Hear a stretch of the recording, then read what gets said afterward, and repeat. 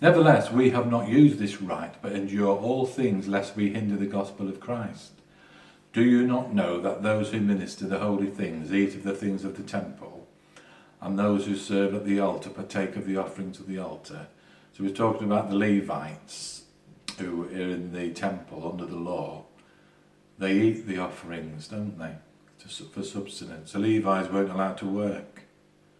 They ate from the offerings and people gave them the tithes, didn't they?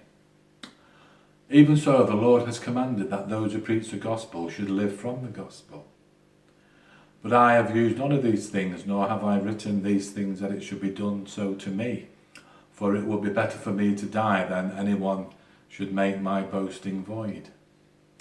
For if I preach the gospel, I have nothing to boast of, for necessity is laid upon me. Yes, woe is me, if I do not preach the gospel. For if I do this willingly, I have a reward, but if against my will, I have been entrusted with a stewardship. What is my reward then? That when I preach the gospel, I may present the gospel of Christ without charge, that I may not abuse my authority in the gospel.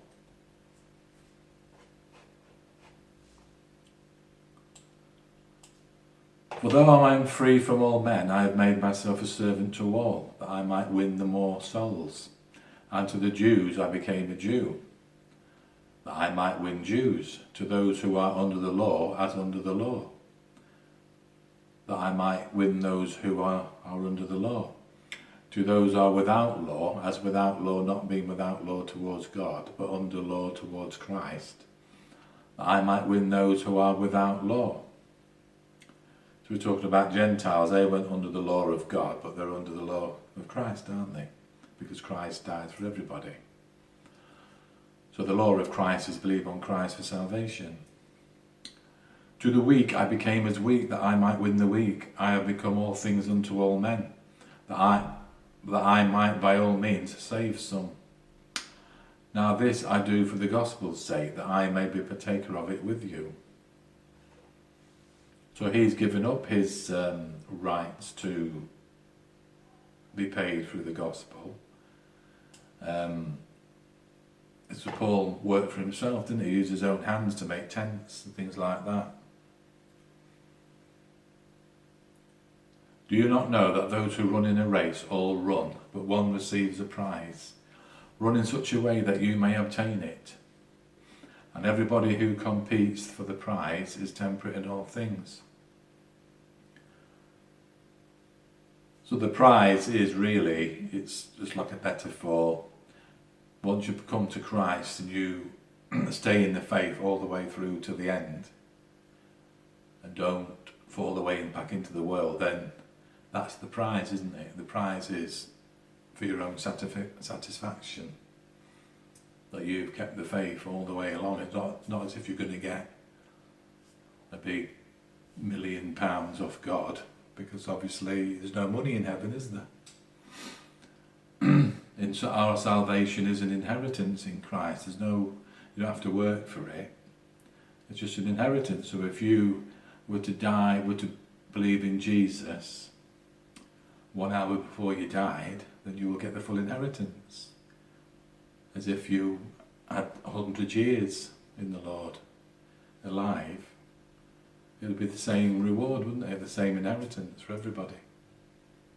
Everybody who competes for the prize is temperate in all things. Now they do it to obtain the perishable crown. So you run a race, or in the World Cup, you want that crown that will fade away. You know, the big cup. One day it'll disintegrate, won't it? It'll degrade. But we run the race for an imperishable crown, an everlasting crown. Therefore I run thus, not with uncertainty, thus I fight, not as one who beats the air, but I discipline my body and bring it into subjection, lest when I have preached to others, I myself should become disqualified. So he's saying he practices what he preaches. He's not saying that he's going to lose his salvation if he fails. He'll be disqualified, won't he? Because people say, oh, he's going with prostitutes, he's doing this, he's falling away into sin and into world stuff. Still saved, But he's running his race in faith, isn't he? He's going all the way. Going to keep his... so that's chapter 9. Now go chapter 10. Moreover, brethren, I do not want you to be unaware that all our fathers were under the cloud, all passed through the sea. All were baptized unto Moses in the cloud and in the sea.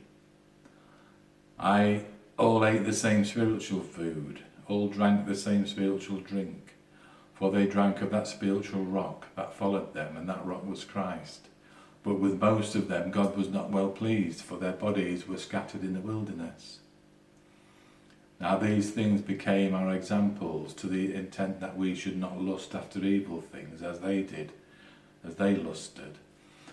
And do not become idolaters as we were before we were saved. As it is written, the people sat down to eat and drink and rose up to play. Nor let us commit sexual immorality as some of them did, and in one day 23,000 fell. Nor let us tempt Christ as some of them also tempted, and were destroyed by serpents.